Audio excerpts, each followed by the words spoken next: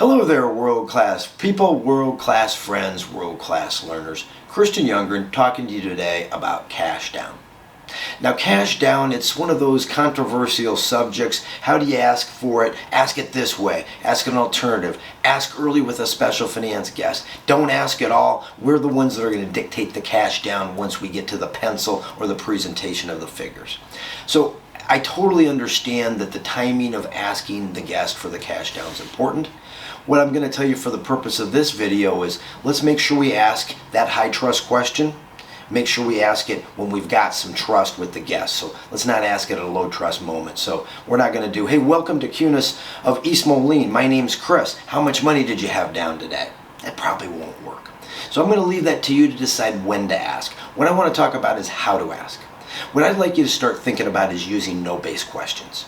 Asking for money down, as soon as the guest hears that, hey, we're going to put 10% down, 20% down, right away their ears perk up and they go, oh, we're kind of negotiating, right? So because of that, those yes-based type of questions, they a lot of times alarm the customer and make them feel lack of control.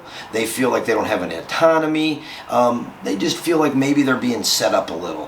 When you ask a question that the answer is no, that you're looking for, it helps the guest feel so much safer, so much more autonomy, and so much more control.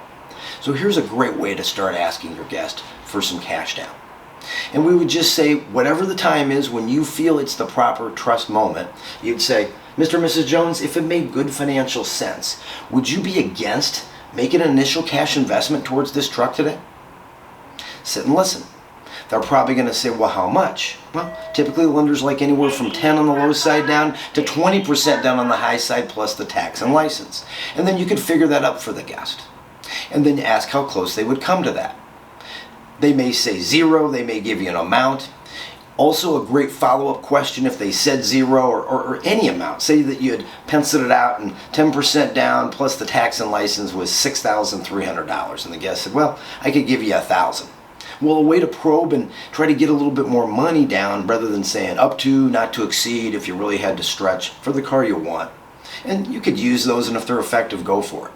However, what if you just simply said, hey, it seems like you want to keep your money in the bank? It's a statement. It's not really a question, but it sounds like a question. And if they say, well, you know, like I told you, I just wanted to put the $1,000 down, I understand. It just seems like you want to keep the money in the bank. They may say, well, I only have $1,000 in the bank. That's why I'm offering you the $1,000. They may tell you, well, I've got some money earmarked for my daughter's wedding that's going to happen next fall. Well, now you know the money's available, and that's kind of what you're trying to figure out. I mean, do you have the money, and then how much of it would you put down if it made good financial sense? Try asking for cash down in a no-base question way. Let me know how it works. I'd love to get your feedback. And just please remember, the more you learn, the more you earn. See you next time.